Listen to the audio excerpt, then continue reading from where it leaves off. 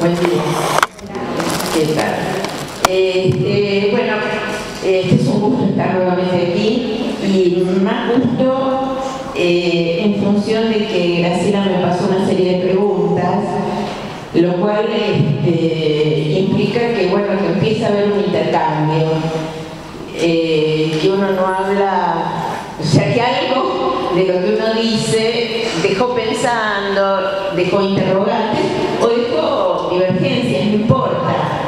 El asunto es que podamos intercambiar y si es en este ámbito, ¿por qué no? Y si no, de la misma manera, le pasan a Graciela o se llevan mi correo y me van pasando las preguntas.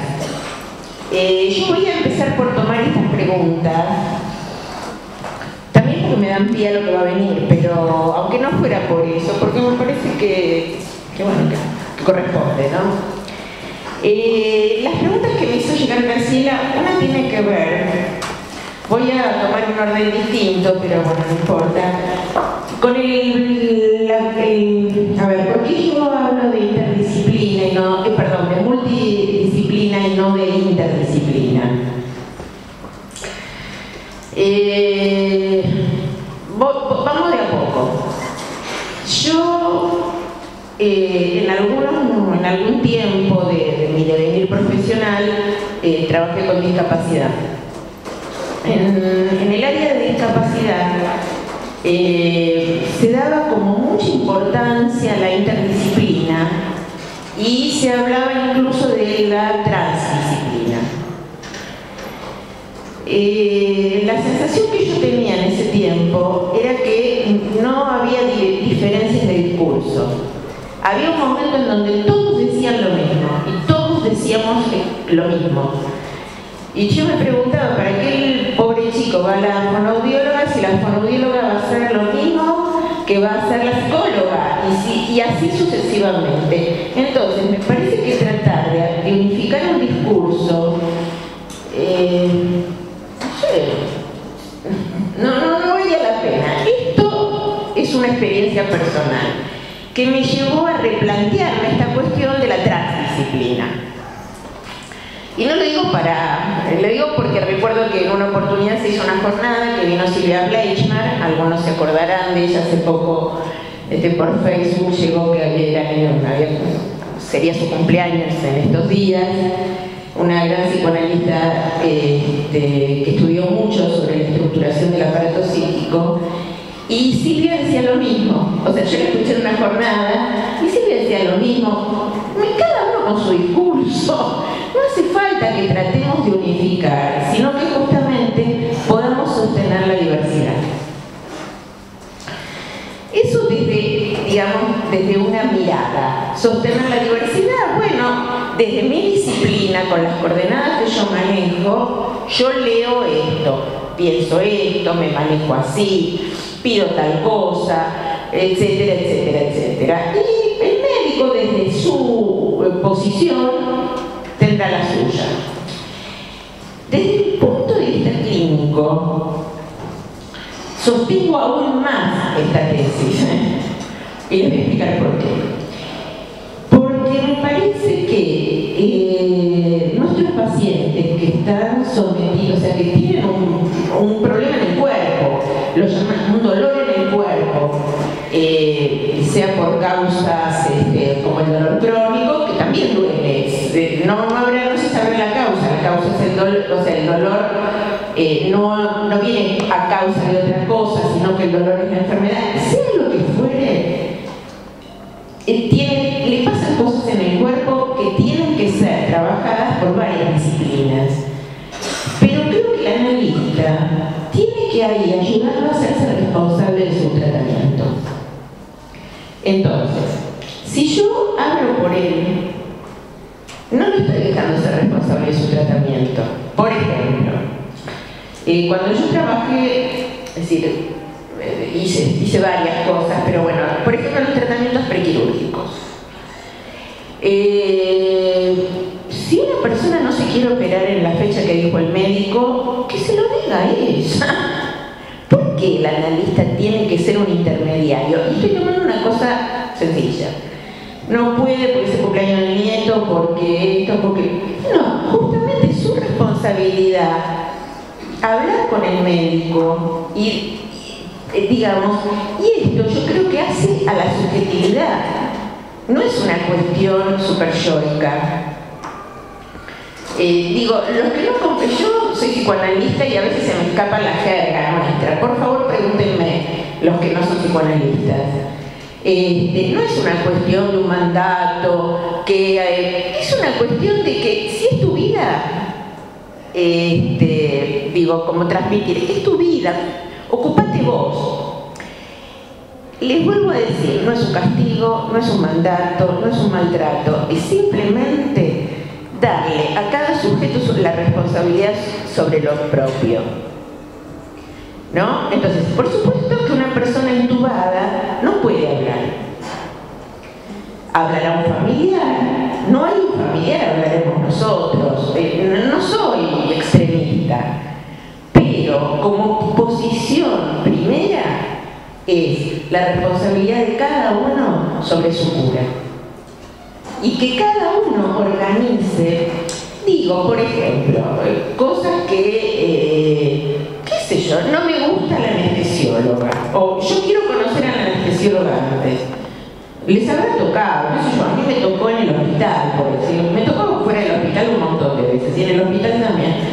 Bueno, pedí conocerla. Yo no digo, porque si no, a cargo de ¿quién dirige la vida de esa persona? Si esa persona está en condiciones de pedir conocer a la anestesióloga, ¿por qué lo van a hacer por ella? Digo esto porque, ya entrando en la cuestión del malestar en la cultura, al enfermo o a la persona que tiene problemas físicos se tiende a infantilizarla, a no dejarla hablar. Cada uno de ustedes, si se han dedicado alguna vez a algo de esto, habrán escuchado como los familiares hablan por ellos.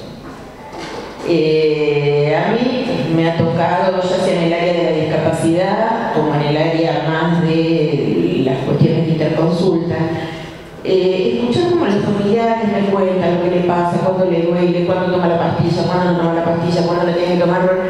Si la persona, qué sé yo, contar lo que necesite contar, que eso es lo que más se puede rescatar. Incluso con una persona internada, con una persona, les vuelvo a repetir, mi experiencia más grande no es con pacientes terminales, pero me han tocado algunos. ¿Qué mejor beneficio para un sujeto que poder decir lo que tiene para decir? Y que haya alguien que lo escuche. Por supuesto, eso primero. Y después lo mediatizará aquel que lo pueda mediatizar, empezando por él. Así que vos querés, no sé, que te den jugo de naranja en lugar de agua. Y bueno, pedilo. Que en todo caso entre dentro del circuito, si se puede, si no se puede, si alguien quiere conseguírselo. Digo, me parece no, yo realmente creo que eso va directamente a hacerse responsable de uno mismo. Hasta en las situaciones más terminales, más incapacitantes. Cuando una persona, por ejemplo, tengo acá, me vino a la memoria, yo tuve una paciente que estuvo enyesada desde creo que el cuello, creo que la cabeza no, hasta todo el cuerpo, porque tenía una desviación importante de columna, bueno, muy complejo el tema, y estuvo 6 meses así. Lo único subjetivante que podíamos hacer ahí es que hablen. Entonces, hablar de sí. Este era un poco el modo que yo creo que es apuntar a la subjetividad. Por eso no estoy muy de acuerdo en que uno hable en lugar de que hable el paciente. Si el médico nos quiere preguntar algo, porque no entiende, mira, no entiendo por qué esta paciente esto, porque la radiografía pasó así, dice yo, por supuesto que podemos dar una opinión. No estoy en una cosa extremista, pero pero me parece que, o sea, para mí esta es una pauta que tiene que ver, como decía hace un rato, con la responsabilidad subjetiva y sostener la responsabilidad subjetiva y la subjetividad hasta el último momento. Es decir, incluso en pacientes terminales, cuando dicen basta, no quiero más.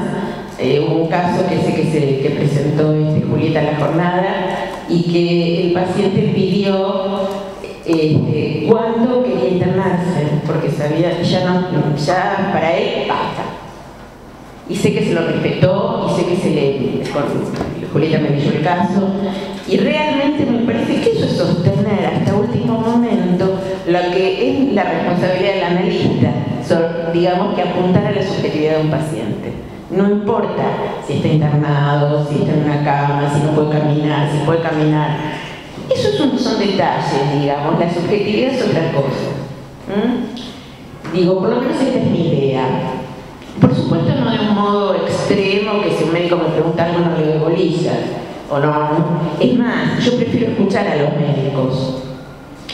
Creo que lo comenté ya. A mí más que decir me gusta escucharlos, porque tienen un saber hacer y un saber de eso que uno por ahí no tiene. Los que trabajamos en interconsulta en distintas especialidades, etcétera, etcétera, hay cosas, no digo médicas, digo de las características de los pacientes, de lo específico de cada cosa, que es un aporte muy importante. Poder escucharlo, yo por lo menos lo escucho mucho, y además lo tomo en las entrevistas. Cuando a mí algún médico me dice, esta persona cuando viene, protesta, llora, hace esto, hace lo otro, ¿sabes que tu médico me dijo tal cosa? ¿Qué pensaste? No es para... Es decir, no voy a simplemente que, como entiendo que en la interconsulta se arma un discurso, es decir, un discurso no es una palabra, no es solo lo que se dice, sino que implica la subjetividad digamos, y especialmente en interconsulta, el discurso es una combinatoria entre lo médico, lo psicológico, lo kinesiológico, es decir, todo lo interviniente arman el discurso que hace a ese paciente particular o esa situación en particular. Como entiendo que es un solo discurso, yo no tengo ningún problema en ir y decir médico al médico, pero les aseguro. Lo mismo, cómo solucionar el tema de, viene porque lo mandan. Mira, sí, me dijo tu médico que vengas por tal y tal cosa. ¿Y por qué esto? Porque ese es el discurso de ese paciente. Digamos, llevará mucho tiempo que se haga otra transferencia, que el análisis, etcétera, etcétera. Yo soy psicoanalista y puedo permitirme hacer esto porque soy psicoanalista y entiendo la realidad discursiva. Pero justamente por eso lo puedo hacer y lo hago. Y no con esta cosa que algunos tienen prurito, ay no, me lo dijo el médico, pero el paciente no. Está, lo dijo el médico, lo dijo la mamá, lo dijo el papá, cualquiera que hagan a esta situación. Porque si no estamos pensando en individuos y no en sujetos, y no en discursos. ¿Se entiende la diferencia? Y cómo a mí, después de trabajar, digamos, con estas conceptualizaciones, a mí me permitió trabajar más cómoda en interconsulta, porque si no estoy haciendo beneficencia, el médico no viene porque lo mandan, no hay sujeto, ¿dónde está el sujeto? El sujeto es el que tiene que demostrar. Bueno, toda una serie de cuestiones que a mí me llevaron a poder decir, pero acá pasan cosas en la práctica, ¿no? Los pacientes hay movimiento. Y a partir de ahí, bueno, fui armando todas estas teorías. Sé que no todas las personas, los analistas que trabajan en interconsulta, trabajan así, les aclaro. Hay un grupo que trabaja de otra manera, no en mi caso. No puedo contarles lo que he leído, pero bueno, qué sé yo, si les interesa, pregúntenle. O sea, si lo digo bien, parece feo decir pregúntenle a ella, pero cada uno tiene su estilo y tendrá sus razones. Yo doy las razones de mi clínica. Bueno, espero que este tema de la interdisciplina o de la multidisciplina, como los médicos lo llaman una multidisciplina, y yo lo tomo de allí justamente, ¿no? En este sentido que les cuento. La otra pregunta estaba relacionada con la diferencia entre dolor y sufrimiento. Yo estuve buscando en el diccionario las diferencias, estuve tratando de leer, Isidoro Beck trabaja este tema,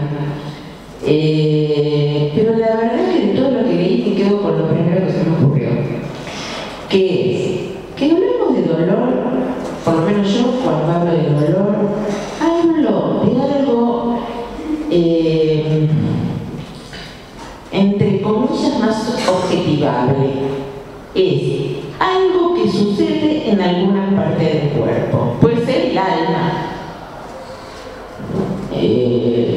puede ser, yo digo a mis pacientes cuando vienen muy tristes, les digo, tenés el corazón, no solo interconsulta, te duele el corazón, por ahí voy a decir, digamos, pero hay como una cierta localización cuando hablamos de dolor. Cuando hablamos de sufrimiento, me parece que toca la subjetividad. Es decir, es el sujeto el que está padeciendo. No es una cosa localizada en alguna parte del cuerpo, aunque no sea una parte tangible. El sufrimiento hace el sujeto. El sujeto sufre. Sufre por lo que le pasa, sufre por... Bueno, ahora vamos a ir viendo, porque sí, esto tiene muchísima relación con el malestar y la cultura. Y por último, la pregunta en relación a esta frase de Lacan de que el dolor físico es un fenómeno de autoerotismo. Es una frase del seminario de la ética. Yo les voy a leer cómo la presenta él.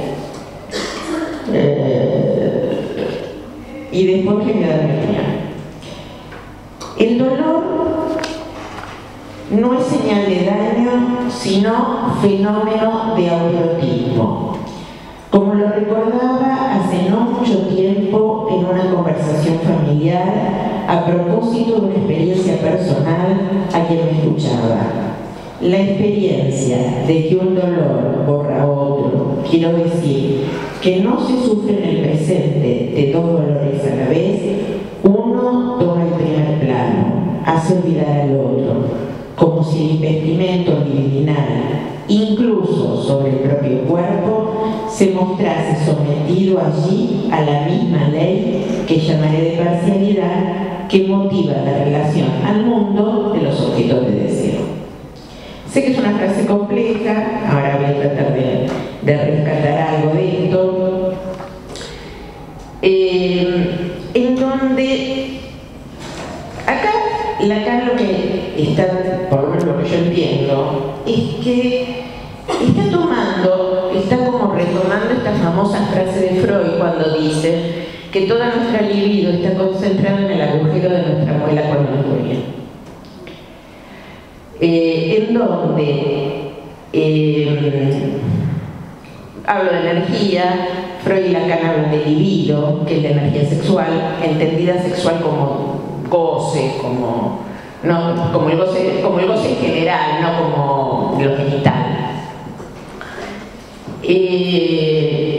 Entonces, cuando hay dolor, se arma, y yo creo que esto es muy fuerte. Por lo menos en mi experiencia, yo lo que veo es que toda la vida está centrada en torno a ese dolor. Y esto potencia el dolor, porque se corta la relación con los objetos, y esto es lo que dice acá Lacan, pero además se pierde la relación con los objetos, se pierde la relación con los pares, con los amigos, con esto, con lo otro, y en todo caso, lo único que se va a hablar es del dolor. Lo cual transforma en un volver sobre el dolor todo el tiempo. No es una cuestión consciente, ni siquiera les diría que es una cuestión significante. sino que tiene que ver con el modo de funcionamiento del aparato, de quedar centrado en sí mismo y quedar centrado en lo doliente, lo cual potencia el dolor. No poder, digamos, esto que pasa en lo real. El dolor tiene que ver con lo real, tiene que ver con aquello que excede a las palabras, a los significantes, a las imágenes. Y justamente, si algo puede hacer el analista, trabajando con cuestiones de dolor, es tratar de hacer de esto que como experiencia no toca lo significante y no toca lo imaginario, es que lo toque, que de alguna manera se haga cadena, que de alguna manera diga qué representa esto para este sujeto. En el momento que logramos esto, y esto lo dicen los pacientes, los que alguna vez le ha tocado trabajar con personas con dolor, dicen que les duele menos. Como es una sensación subjetiva, como es subjetivo, el dolor es subjetivo, y esto no lo decimos los analistas, lo dicen los médicos también y los libros de medicina. Entonces, lograr hacer de una cuestión que pasa pura y exclusivamente por lo real, que es lo que no cesa de no escribirse, y hacer de esto alguna letra, algún significante, alguna palabra, algún recuerdo, realmente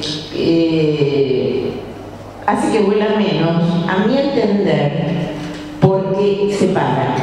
Yo le digo a los pacientes que el dolor físico va por un lado y el dolor psíquico va por otro.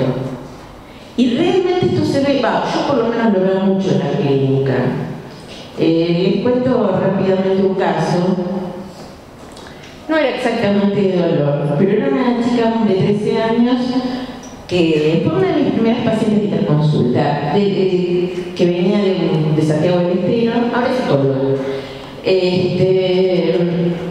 Y cada vez que el médico la quería revisar, lloraba, había que operarla de la columna y lloraba, y el médico no sabía qué hacer porque no sabía si revisarla o no revisarla, pero vino a operarse, o sea, no había mucho para... Bueno, ahí se queda en interconsulta, viene a la interconsulta, charlamos un rato, encantadora, una chica, digamos, del campo, pero realmente con muchos recursos, por ahí no es prejuicioso, pero ¿qué hacer? Con muchos recursos subjetivos realmente, ¿no?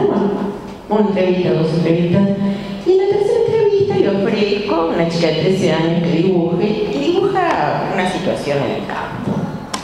Entonces me nombra, bueno, mi hermano tal, mi hermana tal, mi tal, me nombra. Mira, dibujaste tu familia, sí, qué sé yo, qué sé cuánto. Le pido asociaciones y qué sé yo, y se pone a llorar. Bueno, sigue el trabajo, y el problema era que ella estaba con mucha culpa. Fíjense, bueno, después voy a desarrollar un poco más. Ella estaba por mucha culpa porque estábamos tratando muy bien. Sus hermanas estaban en Buenos Aires, viviendo en la casa de la abuela que la mimaba. Los médicos que la trataban muy bien. Los médicos, yo, qué sé yo, todo el equipo, le importaba que esté bien y la trataban bien. Y sus hermanos estaban solos en el campo, con el papá, que tenía que trabajar todo el día, y la mamá estaba con ella, pero se tenía que operar. Digo, fíjense cómo aquello que era un síntoma toma una cara, cuando uno lo deja hablar, empieza a tomar un sentido totalmente inesperado. Porque uno queda, digamos, si fuéramos psicólogos, sin esta posición psicoanalítica diríamos, claro, llora porque tiene miedo, porque tiene 13 años, porque le da vergüenza que la toquen, porque qué sé yo. Es más, yo lo pensé en algún momento.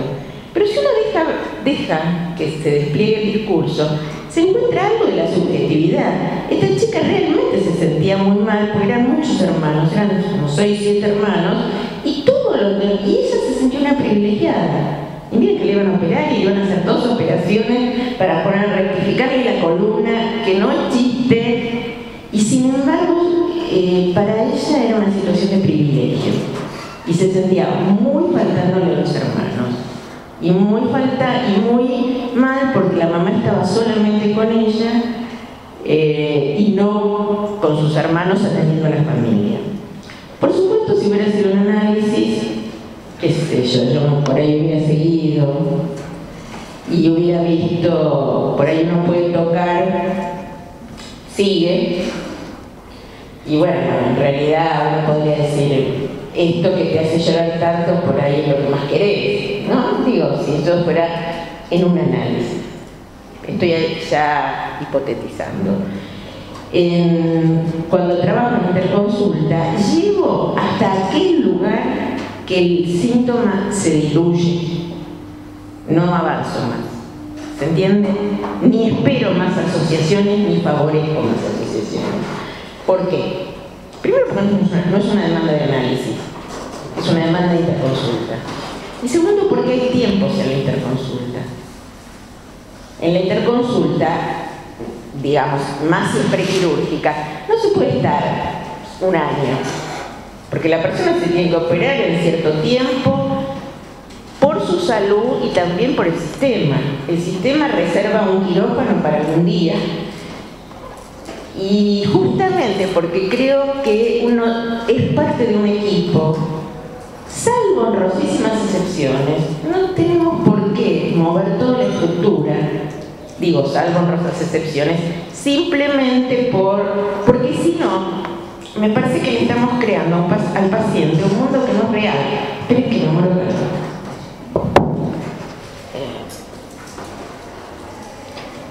Creo que le estamos creando al paciente un mundo que no es real. Le estamos creando un mundo al estilo His Majesty the Baby. Bueno, vos estás enfermo, entonces como estás enfermo tenés todos los derechos. Lo cual sí, tiene derechos por estar enfermo, pero tiene derecho a ser asistido. Tiene derecho a que se lo cure. Tiene derecho pero tampoco tiene derecho a cambiar todo el sistema. Tiene derecho a pedir y que le digan que sí o que no, pero no nosotros no hacernos cargo de una situación que lo lleva a posiciones muy narcisistas. Cuando digo narcisistas, es centrados en sí mismo. Y el muy centrado en sí mismo, en todos los niveles, en general y en dolor, lleva mayor dolor. Cuando una persona está muy centrada en sí misma, por lo general tiene algún dolor en el cuerpo. Puede empezar con un dolor en el cuerpo, pero el dolor vuelve al cuerpo, es autoerótico. Entonces, tratar de sí, por supuesto, respetar los derechos de todas las personas, pero sin entrar en el registro del narcisismo o del autoerotismo. ¿Se entiende la diferencia? Porque si no, se ven situaciones muy regresivas. Los pacientes terminan infantilizándose. Yo no sé si a ustedes les ha tocado, pero a mí sí. Pacientes que uno, por ahí se les fue. A veces pasa que haga lo que haga uno, pero pacientes que quedan profundamente infantilizados con hospitalismo, simplemente por este clima tan aséptico que se crea en torno a ellos. Y un caso más, si me meto en el malestar en la cultura, pero tiene que ver con el malestar en la cultura. Una chica de 12 años, encantadora también. Yo tengo pacientes muy encantadores, la verdad que no puedo quejar. Hicimos todo un trabajo prequirúrgico porque lo pidió el médico que me iba a operar. Lo pidió porque era chica, no es que ella tenía miedo, pero como tenía 12 años, él creía que era importante. Bueno. La cuestión es que hacemos todo el trabajo. Mi manera de trabajar, lo digo, no me acuerdo si tengo que dar una charla sobre prequirúrgico, pero lo digo muy rápido. Yo, para trabajar prequirúrgico, trabajo sobre lo que dice el paciente en ese momento. No le cuento nada, ni lo que le van a hacer, ni lo que no le van a hacer, a menos que me pregunte. Y si me pregunta, en general le digo que se lo pregunte al médico, que seguramente se lo va a explicar mejor que yo. Y lo hago primeramente porque es cierto que lo sabe mejor que yo. Y segundo, porque creo que la transferencia también tiene que ir al médico y al saber del médico. Y es una manera de devolverle al médico el lugar que corresponde, que es el que sabe sobre la cirugía. Los psicólogos no sabemos sobre cirugía. Sabemos sobre prequirúrgico, pero no sobre una cirugía. Bueno, la cuestión es que prequirúrgico es lindo, agradable, qué sé yo, así. La chica sale de la cirugía y, como tenía 12 años, la internan en pediatría, no en traumatología como se internaba habitualmente. La cuestión, y como venía en traumatología y vieron estas cosas hospitalarias de cuando viene de otro equipo, le hacen como más cuidados, etcétera, etcétera, la ponen en una habitación sola, con la mamá. Y la chica entra en un cuadro de hospitalismo. 12 años, no hablaba, no comía, no se conectaba. Realmente, yo en general iba a ver a los pacientes después de operarse, acá me llamaron especialmente que vaya, porque no sabían qué hacer. Y realmente no se conectaba. Y conmigo tenía muy buena transferencia y no se conectaba, Lo cual, ya la cosa se puso preocupante. Hasta que me acordé que ella tenía también 4 o 5 hermanos. Y vivía al lado de los primos, al lado de los tíos, esta gente que ve todo cerca y que todos se juntan con todos y que... Entonces un día le digo a la mamá, le digo, mira, un día no, cuando me di cuenta, le digo, mira, ¿puedes traer a tus hijos? Yo sé que para vos es un problema, pero tráelos, porque esta chica está así porque no tiene, entre la cirugía y esta asepsia en donde está metida es una regresión tremenda. Y yo no puedo, le hablo y no se conecta. A ver, trae a tus hijos y que vengan a jugar, que hagan lo que quieran. La cuestión es que la mujer me hace caso y dice que a los 10 minutos de que los hermanos le empezaron a saltar alrededor, los médicos se querían morir, tenían miedo que se les salgan los clavos, bueno, todas esas cosas que pasan, la chica pudo salir de la situación de hospitalismo muy fácilmente. Esa situación de hospitalismo le hubiera hecho salir los clavos en serio, porque no comía, se hubiera enfermado mucho. En cambio, el encuentro con los otros y el contacto con los propios le posibilitó salir de este cuadro de hospitalismo. Digo, y esto me baso en cómo ayudar a los pacientes a salir de estas situaciones autoeróticas, si se quieren, en donde quedan regodeados en sí mismos. O sea, muchas veces hablando con un analista se consigue, a veces hablando con un familiar. En este caso no hubo con qué darle ni con la madre, ni con el padre, ni conmigo. Hubo que traer a los chicos y jugar con chicos fue lo que lo sacó. Digo como recursos que tienen que ver con la teoría que uno sostiene. Bueno, luego de toda esta introducción y todas estas vueltas, que son intentos de ir transmitiendo una manera de pensar una clínica, vamos a entrar un poquito en el malestar en la cultura. El malestar en la cultura es un concepto de Freud de los últimos años, creo que es del año 32, que para mí es impensable sin otro texto que se llama El porvenir de una ilusión. Son textos que se los llamó los escritos sociales. No tienen nada de sociales, son realmente escritos clínicos. Si la clínica tiene que ver con lo social, entonces son sociales, pero estos son escritos clínicos, realmente, y se los recomiendo para toda la clínica que se les ocurra. Creo que tenemos que tener cerca estos dos trabajos, ¿no? ¿Por qué? Voy a tomar lo que me parece que hace la cuestión de la interconsulta. paciente en interconsulta. Una de las cosas que tenemos, por lo menos yo propongo prestar atención, es de qué está padeciendo. No va de suyo que está padeciendo de lo que uno supone que está padeciendo. Llámese dolor, llámese internación, llámese, yo qué sé, frío, calor, cualquiera de las cosas que uno tiene, miedo a la anestesia, miedo a lo que le van a hacer, que no le gusta que lo pinchen, sí, toda la variedad de cosas que hacen al tratamiento médico. No siempre les pasa eso, es más, la mayoría de las veces no. Entonces acá Freud nos da 3 coordenadas, yo siempre digo 2, pero Freud la da dividida en 3, que nos sirven para escuchar, que son las fuentes de sufrimiento. Y dice, ¿cuáles son las fuentes de sufrimiento de un sujeto? Dice, la naturaleza y la relación con los otros.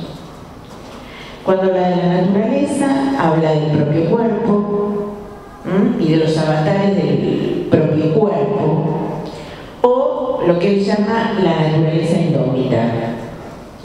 Esto es cuando toca, qué sé yo, un incendio, una inundación, qué sé yo, todo este tipo de cuestiones que hacen a la naturaleza, que en este país últimamente estamos bastante sacudidos con esto.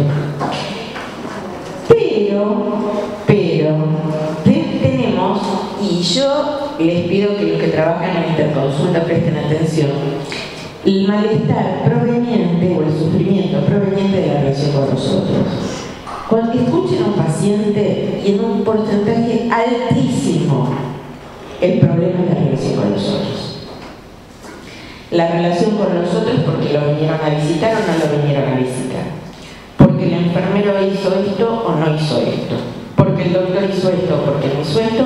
O porque se acuerdan que la amiga hace 5 años no sé qué le dijo. Y en ese momento se enfermó.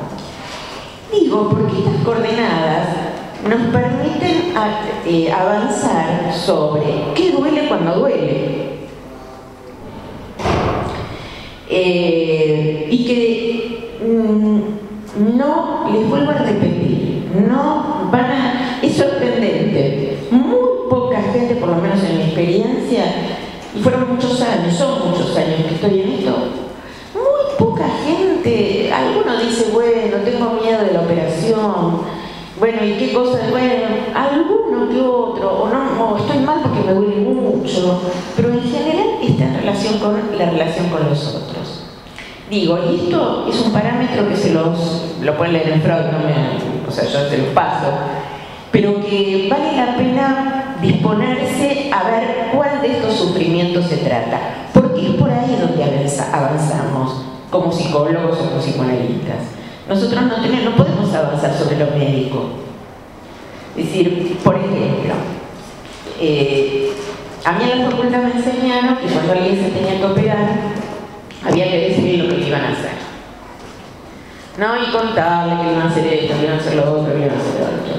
Si uno escucha que el paciente no quiere saber de nada, ¿por qué le va a contar? Y hay pacientes que no quieren saber y hay pacientes que sí quieren saber. Entonces, es el acto que uno está escuchando y está escuchando en qué posición está. Y abrir a lo que nosotros sí podemos hacer como psicoanalistas, que es qué le duele cuando le duele o de qué sufre cuando sufre. Digo, este es uno de los aspectos que para mí es esencial en el trabajo de interconsulta. Para avanzar un poquito, en este texto, el malestar ya más metido en el malestar en la cultura, también en el porvenir, en los dos. Freud trabaja a partir de las fuentes de sufrimiento, que además va haciendo toda una vuelta hasta que se da cuenta que empieza a hablar, decir, sigue y comienza a hablar de la cultura. ¿Y para qué la sociedad creó la cultura?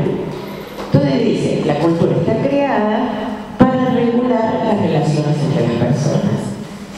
Entonces, hay ciertos modos, ciertas maneras, etcétera, etcétera, etcétera, que están hechos para... Esto lo pueden leer en Freud, yo lo menciono por lo que hace la interconsulta. Entonces, pero son estas mismas cuestiones que hacen que se regulen las relaciones con los otros, las que a su vez traen malestar. Los ejemplos que da Freud dice, se crea el teléfono, qué suerte, nos podemos comunicar con nuestros semejantes, pero a su vez nuestros semejantes, en medio de esta cultura que creó el teléfono, creó el barco, estamos hablando de la época de Freud, el barco, etcétera, etcétera, nuestros hijos se nos van lejos. Entonces, qué suerte, podemos hablar por teléfono, pero toda esta cultura creó sistemas en donde ya perdemos la cercanía con nuestros semejantes. ¿No? Digo, ¿cómo? Y esto es inevitable. La cultura, esto es para Freud, Lacan tiene otra posición en esto, pero para Freud esto es así, ¿no? Este malestar, uno no puede salir del malestar, sino que hace a la existencia humana. Ahora vamos a entrar en la interconsulta. Hay cosas que hacen al malestar. La situación de no poder decidir ir al baño caminando porque me dijeron que no me puedo levantar de la cama es totalmente fuente de malestar. Es totalmente fuente de malestar que me pinchen. Estoy hablando en general, más allá de la clínica particular. Es totalmente que estar en una habitación con otra persona que no me cae bien. O es totalmente insoportable estar en una habitación sola y no tener con quién hablar, que esto sucede en los sanatorios. Yo, desde que trabajo en esto, prefiero los hospitales. Pero se los digo en serio, me parece que en los hospitales se crea un lazo social entre los pacientes y los familiares que no lo he visto en las instituciones privadas, en las clínicas y sanatorios privados, en donde el paciente está tremendamente aislado. Entonces sus recuperaciones son mucho más complicadas, pues están aislados. Viene el primo, viene el tío, viene el abuelo, pero hay algo del lazo social que está perdido. Y es muy difícil, van saliendo, pero es mucho más fácil cuando se hacen amigos de la cama del lado. Bueno. Ahora vamos a ver cómo fue tal cual. No nos queda otra, vivimos acá y vivimos así.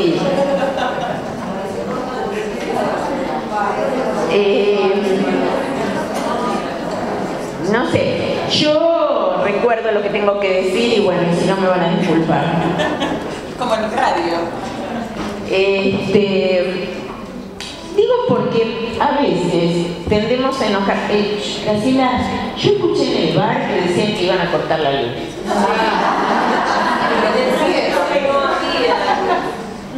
En el servicio cuando vine para la corriente. Que iban a cortar, se ve que por ahí están arreglando. Llama la atención que el micrófono. Porque si hablan por... Ah, sí. Claro, por eso vine a probar a hablar más.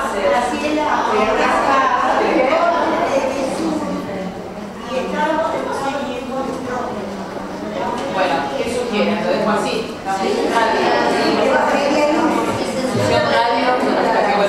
La otra vez no venían los taxis, hoy estamos en luz. Es el malestar de la cultura. Les decía, si nosotros como analistas nos enojamos con esto, realmente nos va a ser muy difícil trabajar con un paciente y escuchar a un paciente. No digo que no haya cosas enojosas,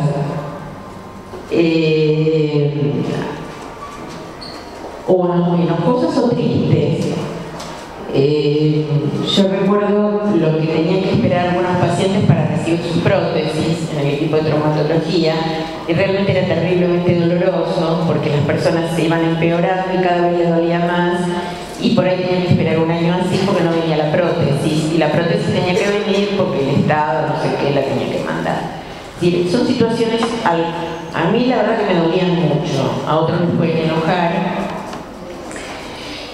En ese punto, por eso yo indico, más que indico, digo, sepamos que esto es el malestar en la cultura, y no estoy hablando del psicoanálisis y no desde la política, ni desde la ideología, ni desde ningún otro lugar, sino simplemente agarrada a Freud. Porque esto nos permite poder escuchar, separarnos del sistema, es decir, estas recomendaciones, estas conceptualizaciones nos permiten separarnos del sistema para poder escuchar, y escuchar como escucha un psicoanalista, y no quedar aturdido por todo aquello que nos toca ver, o también escuchar a veces, pero también muchas veces nos toca ver. Por eso los invito mucho a prestar atención a estas cuestiones del malestar en la cultura.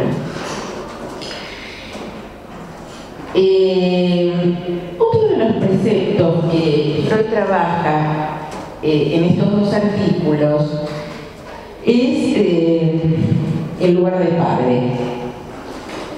Voy a explicarlo primero en general y después lo voy a llevar a la interconsulta.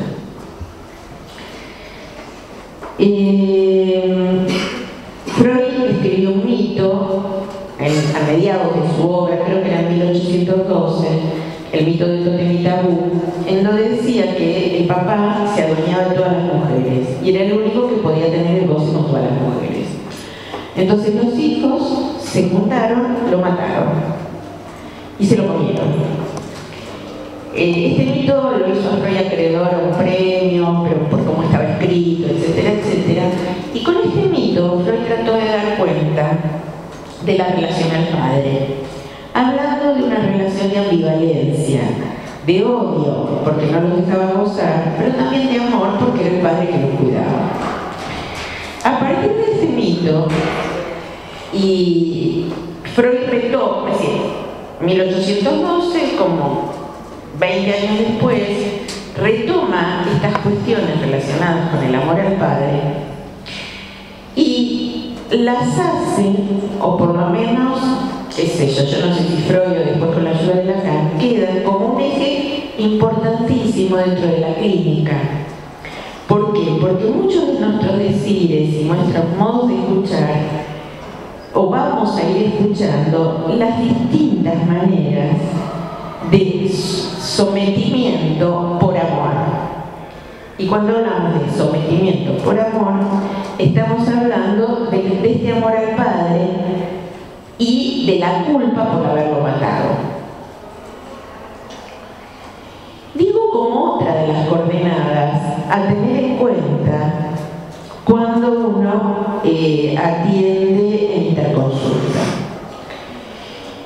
Cuando la persona cree estar protegida por Dios, por su historia, hace poco una colega me comentó, una analizante de ella, hablamos de este caso porque yo atiendo a la hija, ella atiende a la madre y la mamá estaba con acúfenos, etcétera, etcétera. Entonces le pregunté cómo estaba, porque mi paciente adolescente nunca me hablaba de la madre y yo estaba quería entender en qué situación, porque yo no hablo de los pacientes con los analistas de los padres. Pero bueno, en este caso sí, porque tenía miedo que esta chica estuviera negando una situación difícil en su casa. Entonces dice que la mujer esta le dijo que como los padres habían sido sobrevivientes del Holocausto, creía que ella estaba eximida de todos los males que pudieran ocurrir en este mundo. Con lo cual, ni el divorcio, ni esto que le pasaba en el oído, o mejor dicho, estaban en su cálculo, ni imaginaba, es más, era como si algo se le hubiera roto en su subjetividad por esto que le estaba sucediendo.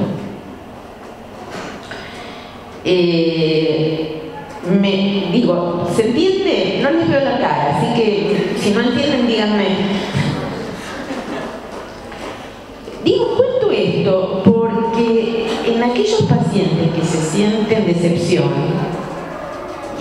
tomo esta decepción como un concepto de Freud, que dice que hay gente que se cree decepción, que no les va a pasar nada. Son los pacientes más difíciles que vienen a la interconsulta, más desarmados, porque como ellos creían que no les iba a pasar nada, ahora que les pasa algo, es doble la angustia, es doble el temor, es doble la bronca. Y aparte son los pacientes más difíciles de trabajar, porque se sienten muy traicionados. Freud no lo toma como yo lo voy a explicar ahora, pero acá hay un eje que hace que fíjense que es totalmente clínico, que es la castración. A todos nos puede pasar cualquier cosa porque vivimos en este mundo. Esto es la castración. También son otras cosas, pero digo, fíjense que el trabajo de interconsulta en otra de esas aristas es, mira, tu papá te cuidó, digo, como mensaje, o como, yo no lo tomo más como para que sirvan a los pacientes, sino para que uno lo lleve puesto. Tu papá te cuidó lo máximo que pudo, pero sos humano. Y como tal, te pueden pasar las cosas que pasan a todos los humanos. Digo porque estas son las que digo. Esto es otra de las ramas que toma Freud en estos artículos. Es decir, va como trabajando muy delicadamente estas fuentes de malestar, sea por amor al padre, sea por creerse decepción, sea por las diferentes fuentes de sufrimiento, que sí existen, no es que no existen. El punto es qué va a hacer nuestro paciente con esto que le toca. Le toca porque es humano, no le toca por otra cosa. Le toca porque es humano y como le toca esto, ¿qué va a hacer con esto? Otra de las aristas que también están relacionadas con el malestar en la cultura es, me tocó por algo malo que hice. Con lo cual se incrementa el sentimiento de culpa y el estigamiento del superyo. El superyo el superyo es como el monumento a los padres y a los decires de los padres. Entonces, claro, como hiciste esto malo, etcétera, etcétera, te sucede esto. Esto es la línea más freudiana en relación al malestar en la cultura. Si hay tiempo lo voy a ampliar, pero quisiera, esto es una de las aristas. Lacan le da muchas vueltas al tema del malestar en la cultura, pero a mí me parece que hay un punto, que él no lo llama malestar en la cultura, que hace a que los pacientes se enfermen y que nosotros estemos muy prevenidos, que es el discurso capitalista. Les vuelvo a decir, no estoy hablando ni de ideología ni de política, estoy hablando de psicoanálisis, y cuando Lacan es el que teoriza sobre los discursos y da 4 discursos y uno que a veces lo llama discurso y otras veces no. Para mí es un discurso, y lo llama el discurso capitalista. El discurso capitalista, no voy a dar una clase acá sobre los discursos, simplemente tiene como característica lo llama Lacan la forclusión del sujeto, o sea que lo relacionado con la subjetividad queda dejado de lado. Lo valioso es lo que la sociedad y los ideales que la sociedad propone. Entonces, son pacientes que van detrás de los ideales que su grupo o su sociedad le está proponiendo. Esto lo podemos ver en todas las clases sociales. si tomamos las clases sociales de profesionales, entonces es fin de semana, trabajar. ¿Para qué? Para tener mucha plata. ¿Para qué? Para viajar, juntar millas y seguir viajando. A mí tengo varios pacientes así. La forclusión de la subjetividad no es sin costos. Esto es lo que me importa transmitirle. Esto de estar detrás de lo que, más allá de costos familiares, costos en la pareja, costos acá, trae costos en el cuerpo. Porque las angustias se tapan por ribotril. Es así. Entonces, las angustias es como que son una fuente terrible. Es decir, muchas angustias se manifiestan como dolor físico y al ribotril. Es cierto, el ribotril saca la angustia, no va a haber ningún problema. Pero esto de estar separado de uno, no te lo devuelve nadie, te lo devuelve el psicoanálisis. Y muchas veces nos encontramos con cuadros, por ejemplo, fatiga. Gente que vive cansada. Hay muchos pacientes con un cuadro que se llama fatiga crónica. La fatiga crónica, que es un cuadro que consultan al médico, al neurólogo, a ver por qué están cansados y por qué si están cansados no duermen, y es toda una cuestión. Están en directa relación con este tipo de vida, en donde no se cuestionan los ideales, sino que van corriendo detrás de estos ideales. Por ejemplo, en clases no de profesionales, también los profesionales. Por ejemplo, yo en comprarse el celular más sofisticado, eso yo lo veo en las clases más bajas. Tener el mejor celular. Entonces es una carrera desenfrenada para tener ese celular. Y por ahí se pierde lo personal, la relación con los otros, las cuestiones del amor. Queda perdido detrás de correr, acá lo llaman los gadgets, que son aquellos ideales que esta sociedad nos muestra y nos propone. Estos son grandes, por lo menos en mi experiencia, son grandísimas fuentes de malestar y grandísimas fuentes de enfermedad física, especialmente enfermedades psicosomáticas. ¿Por qué? Porque al estar, digamos, es una vida en donde la posibilidad del encuentro con el otro, que es un encuentro en el cual uno conversa, y cuando conversa escucha al otro y también se escucha, va encontrando sus respuestas, o por lo menos sus preguntas, es decir, aquello que nos da todo el abanico de lo simbólico, por un lado. Lo simbólico es esto de poder hablar y ir encontrando palabras a aquello que nos sucede. O simplemente el encuentro con el otro, que tiene que ver con el encuentro con el amor. Sin hablar del amor familiar, de pareja, simplemente el prójimo. Si bien es un tema muy discutido el tema del prójimo, pero hay un nivel que tiene que ver con el amor con el prójimo. Si uno no se da tiempo a estos encuentros, termina enfermando el cuerpo, porque no se tiene, el sujeto no dispone de los recursos para poder elaborar, sin analista en el medio, simplemente elaborar aquellas angustias o aquellos padecimientos que le tocan vivir. Por ejemplo, una cosa muy sencilla y muy habitual, fallece un ser querido y a los 2 días se va a trabajar. Es un problema del sistema. Yo no estoy no estoy diciendo que malos que son, sino que este sistema, por ahí por ganar dinero, lleva a que, bueno, no se tome tiempo para los duelos y resulta que después esto retorna en el cuerpo.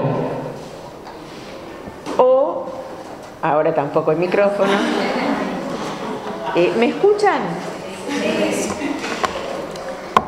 Por ejemplo, el tipo de trabajo de nuestro tiempo, que en general es por contrato. Entonces, cuando uno no trabaja, no cobra.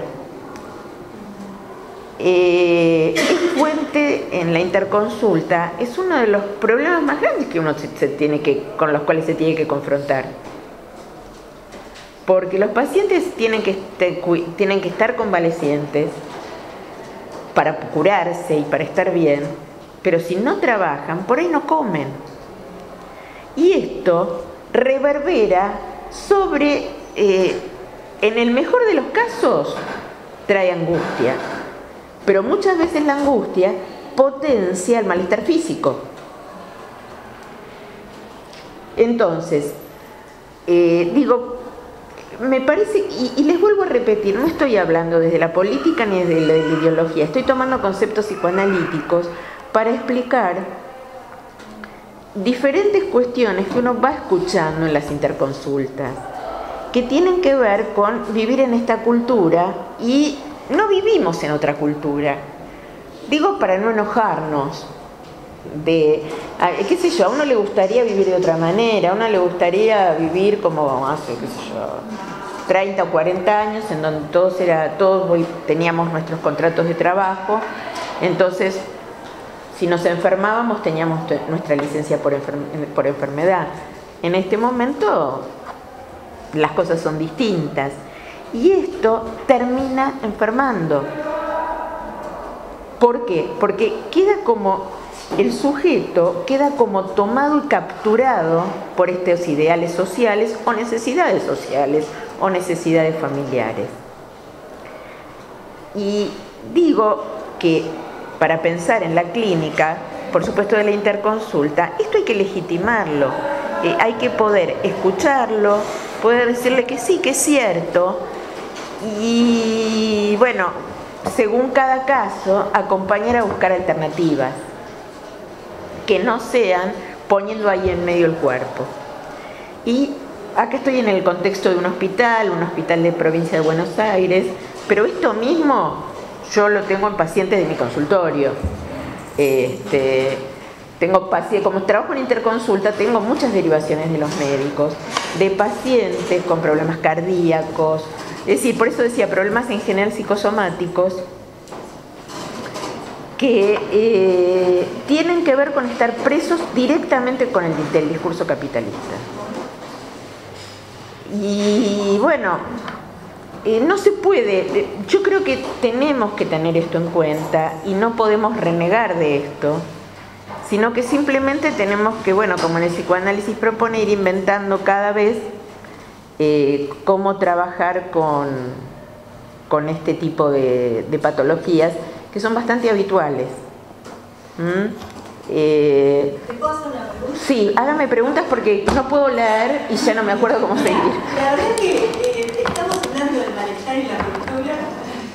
Se cortó la luz, vos seguís hablando, se cortó el micrófono y seguís hablando y todos te estamos escuchando como si acá no pasara nada. No es así, ¿cierto? Estoy de acuerdo con vos. Empiezo a sentir como que tenemos que hablar de esto que está pasando, ¿no es cierto? Porque me parece que estás haciendo un esfuerzo inmenso por continuar con una charla con los papeles que no puedes leer. Mira, yo te digo, están las dos caras. Una cara es poder hablar del malestar, y sí, con los pacientes la propuesta es hablar del malestar. Yo acá estoy tratando de responder a lo que me pidieron y para lo que vine. Estamos a poner y continuar teniendo digamos, por supuesto, les acabo de decir, ya estoy tratando de hacer memoria por dónde seguir, no puedo leer lo que dice, y no tengo ningún problema en decírselo, que es parte de la cuestión. ¿Por qué no hay luz en el hospital? a mí me excede, no, digamos, pero el psicoanálisis, no, pero me parece que justamente hablar del malestar es poder ver las dos caras. Es ver esta cara de lo que se puede evitar y de lo que nos toca. Si hace 2 meses llovió no me acuerdo cuántos milímetros y se inundó todo Luján, gracias. Una parte del mismo. Gracias. Sí.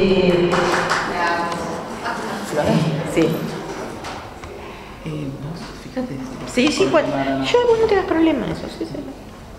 Les decía, llovió mucho, no estoy defendiendo a nadie, esto no es política. Podemos hablar de eso y también podemos seguir hablando de lo que nos acucia o acucia al caso por caso o a la persona por persona o a la situación por cada situación. Son las dos caras. Sí, háganme, pregúntenme lo que quieran, por favor. Pensaba en esto que decías, ¿no? Del discurso capitalista y la cuestión de los ideales, ¿no? Y también me acordaba de que Winnicott atendía en el medio de los bombardeos. Yo quiero decir, perdón. No. Entonces, Espera, entonces pensaba, digamos que bueno, en relación a esto que vos tomabas del malestar en la cultura, por ahí, bueno, ahora, digamos, como a lo largo de las épocas, siempre persiste todo el orden del malestar.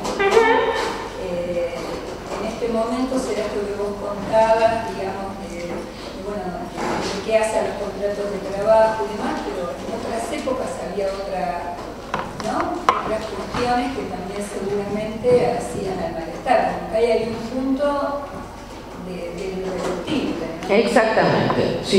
Creo que esto también. Hay un punto, justamente, por eso lo tomo y lo digo como una lectura de Freud y de Lacan, que son... No es siniestro. Claro, y tampoco podemos... Es decir, y esto tiene que entrar a la interconsulta y tiene que entrar al trabajo. Si el paciente no lo trae, bueno, no entrará. Pero es irreductible, coincido totalmente con vos. Es un concepto, no es ideológico. Sí, no, Julieta, ¿qué ibas a decir? No, cuando dijo Marcela de Winnicott y los bombardeos, y Rosa dijo, bueno, estar en la cultura en estas circunstancias. A mí Rosa me contó que ella y sus compañeros han atendido en el estacionamiento del hospital. Yo vengo a trabajar gratis al hospital, he atendido entre las cucarachas, no sé. Y sin embargo, nosotros los que estamos acá ahora, y yo, en mi trabajo nos seguimos quedando, y creo que tiene que ver con el deseo. ¿No? Porque podríamos habernos levantado e irnos, y algo hace que nos quedemos. Interesante, la verdad que no lo había pensado, Julieta. Porque creo que es el deseo del analista el que sostiene. El deseo del analista, que esto es lo que creo que... nuestra práctica está sostenida no solo por lo que nos pagan, no solo por nuestras necesidades narcisistas, también y fundamentalmente está sostenido por nuestro deseo de analista. El deseo de analista, lo digo rápidamente, no es el deseo de cada analista.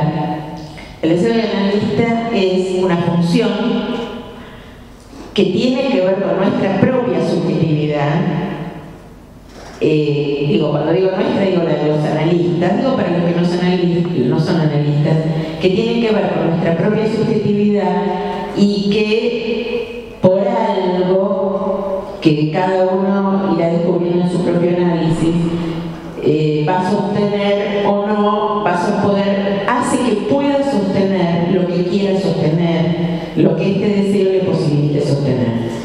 En ese sentido, la interconsulta también toca muchísimo el deseo del analista. Yo tengo colegas que me dicen, ¿cómo puedes trabajar con gente en la cama? No le digan en la cama. Y para mí, al contrario, me resulta, digamos, porque tiene que ver con mi deseo, que es un poco retomando lo que dijo Julieta. Abro el espacio de preguntas, por ahí podría tocar otros temas, qué sé yo, ahora me estoy acordando de todo un estudio que hace Freud en relación a la felicidad, acá también en el malestar y la cultura, y esta búsqueda de la felicidad, que tiene que ver con aquello que después toma Lacan de los gadgets, que supone que se puede conseguir la felicidad. Entonces Freud dice, bueno, la gente cree que se puede conseguir la felicidad, y dice, ¿cómo? Bueno, con el amor. Pero todos los que nos amamos sabemos que hemos sufrido por amor. Con los fármacos, que es una manera que se supone de lograr la felicidad y la tranquilidad.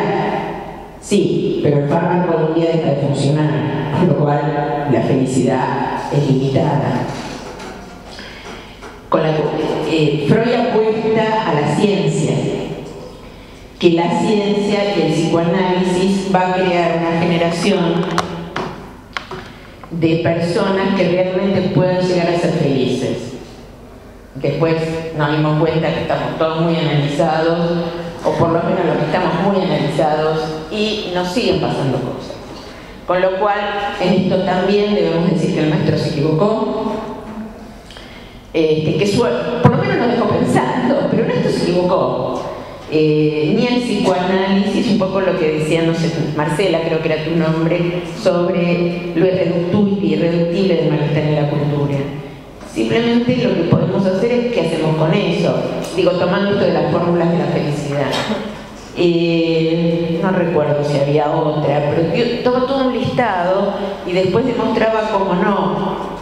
Y él va tomando después otros temas, la belleza, el estudio, es decir, distintas cuestiones, pero que no dan aquella felicidad ideal.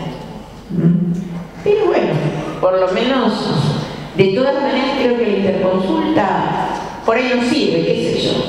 Es más, por ahí pueden haber pacientes que la interconsulta, en casos de, por ejemplo, de amputaciones, jubilaciones, etcétera, etcétera, que le permita encontrar una tarea sublimatoria. Si bien la sublimación tiene que ver con la pulsión, pero encontrar alguna otra manera de seguir viviendo, esto es una de las cuestiones que hace también, ahora me acordé. Una de las cosas que yo he visto bastante habitualmente es el problema de estar enfermo. El problema de estar enfermo y de las limitaciones, que a veces son limitaciones mayores, a veces son menores, pero simplemente el estar limitado en esta sociedad trae que una persona se sienta disminuida, que no es lo mismo estar disminuida que limitada. Esto es otra de las cuestiones que tiene que ver con los ideales de esta sociedad. Entonces, si vos no podés correr tanto como se supone que tenés que correr, estás disminuido. O si no, es decir, son cuestiones, pero van directamente a cuáles son los ideales que se proponen en esta sociedad y que todos estamos de alguna manera inmersos, no, de alguna manera no, todos estamos inmersos en esta sociedad y todos estamos tomados por estos ideales. Con el análisis podemos pensarlos, con suerte, si tenemos. Y en la interconsulta no es menor este tema, porque en general el paciente enfermo, salvo aquel que quiere estar enfermo, porque es su modo de gozar, el estar enfermo ya es un problema en sí mismo. Digo, estos son algo, digamos, a mí me han tocado pacientes que estaban muy angustiados y que me llamaban que yo vaya a ver por la angustia, y la angustia era porque estaban sentados, acostados pensando. Y como nunca se habían parado a pensar, se encontraron con todas las angustias de su vida. Digo, yo estoy abriendo un abanico como para, digamos, por lo menos transmitirles mi experiencia y en lo posible sosteniendo la teoría. Si alguna pregunta, comentario. Sí.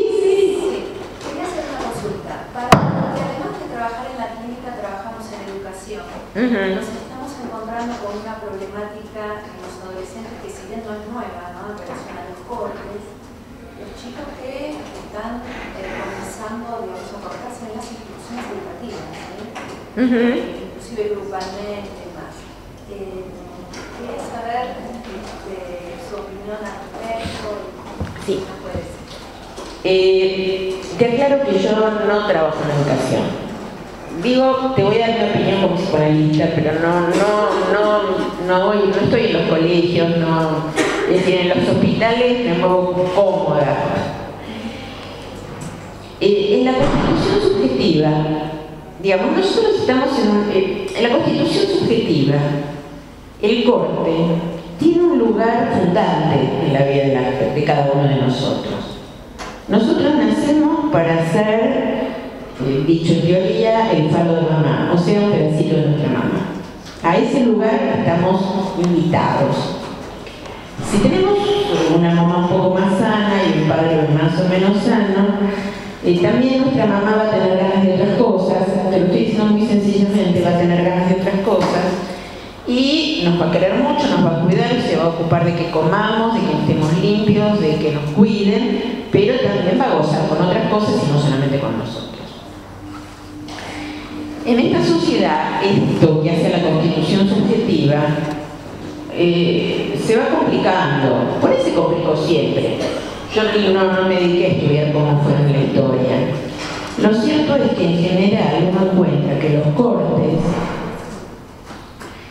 te digo, hablando de un sujeto en particular, después puedo hablar de lo grupal, es una manera de cortar con algo que no se encontró en medio de la palabra para cortarlo. O sea, se corta en lo real del cuerpo lo que no se pudo encontrar el recurso para cortar en lo simbólico. Por ejemplo, las cuestiones de promiscuidad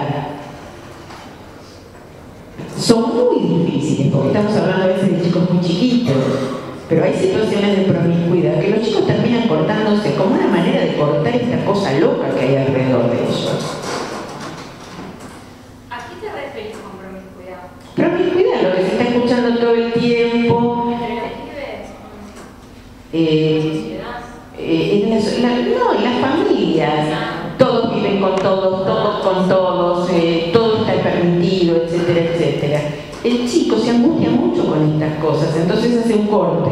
No puede decir esto. No tiene el recurso de decirlo. Entonces, ¿qué hace? Se corta el cuerpo. El adolescente necesita cortar con este lugar. Ojo, que no es solamente... Digo, acá quiero aclarar una cosa. Cuando uno dice esto, y no está muy medio de psicoanálisis, cree que es madre sobreprotectora. Sí, también. Pero ese es el problema menor, la madre sobreprotectora. Es la madre y el padre que hacen de su hijo un objeto. Entonces, si estoy de buen humor, le compro un juguete, y si estoy de mal humor, le doy 30 cachetadas porque se me da la gana. Lo digo groseramente. Entonces, esto es una modalidad, pero hay miles de modalidades de hacer de un hijo un objeto. Y el chico, de esta manera, intenta...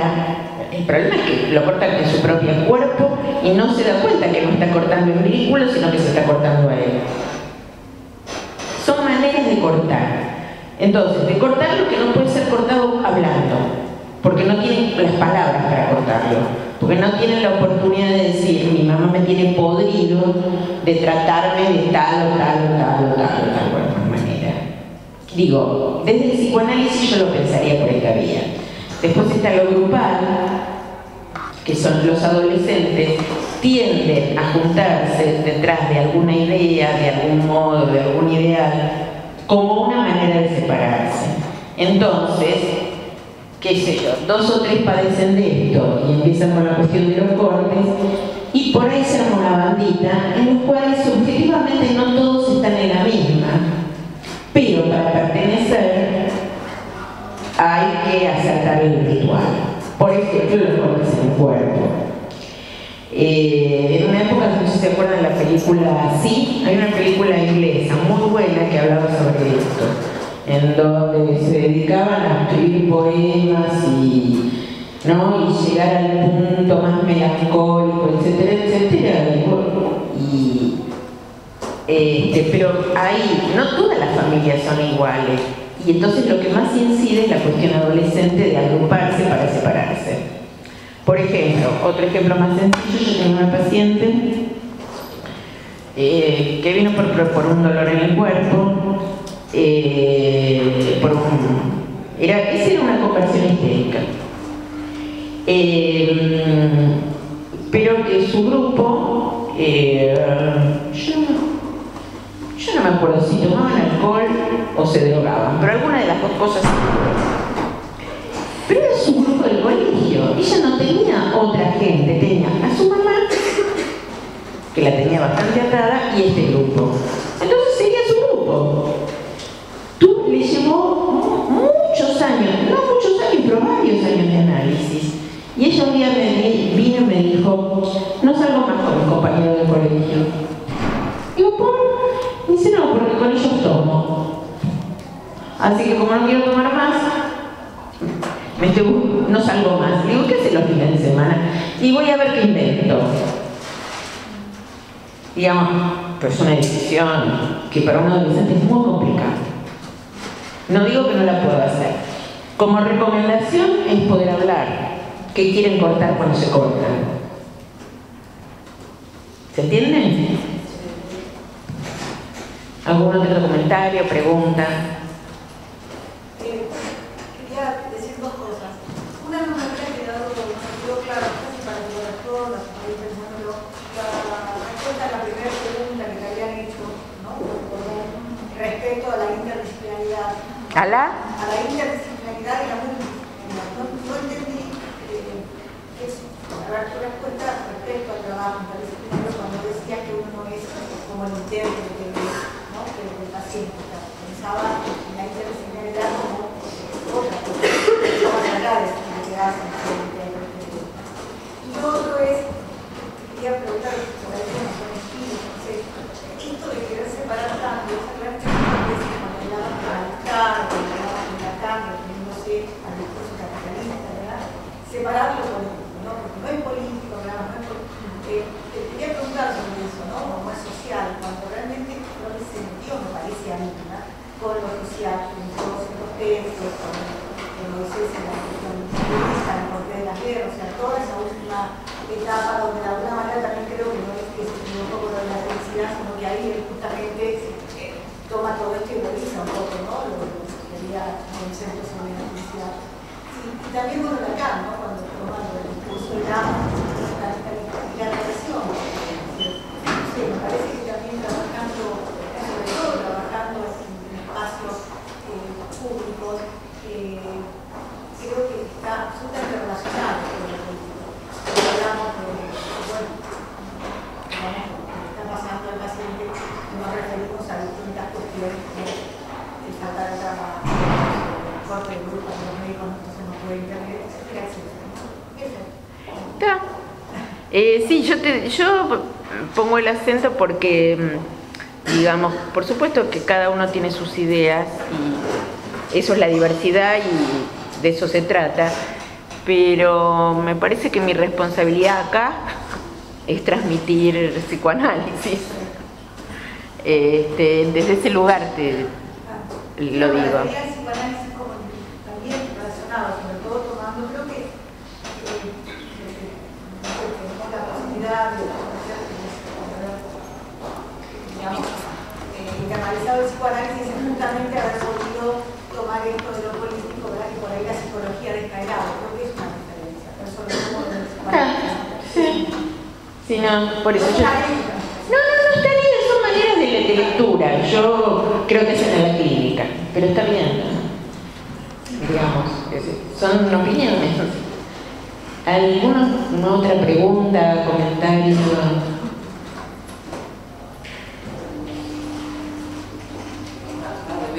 A mí me alegra que a pesar de todo, no digo que esté bien que no tengamos luz, digo que se pueda seguir trabajando.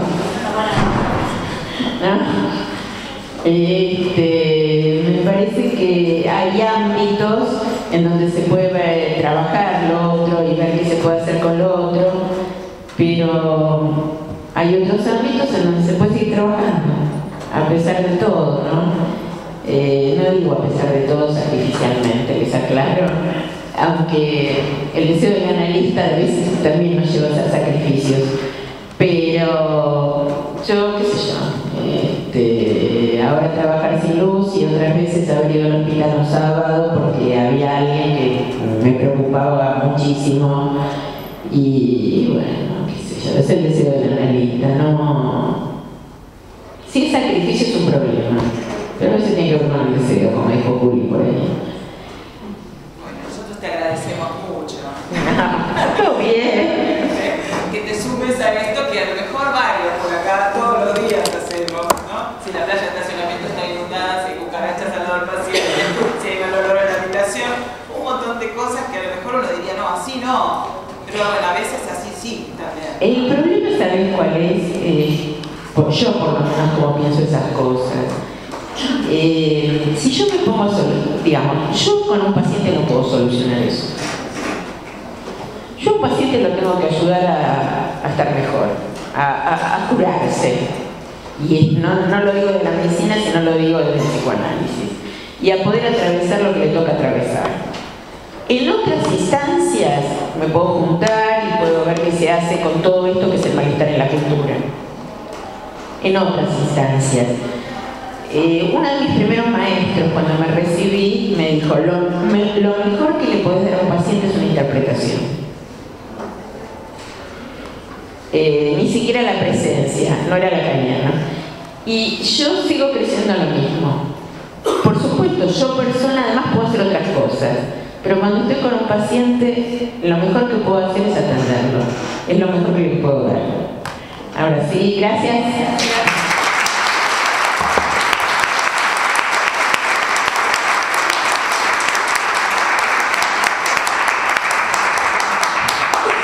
¿Qué anteojo me pongo si igual no veo con ninguno? No.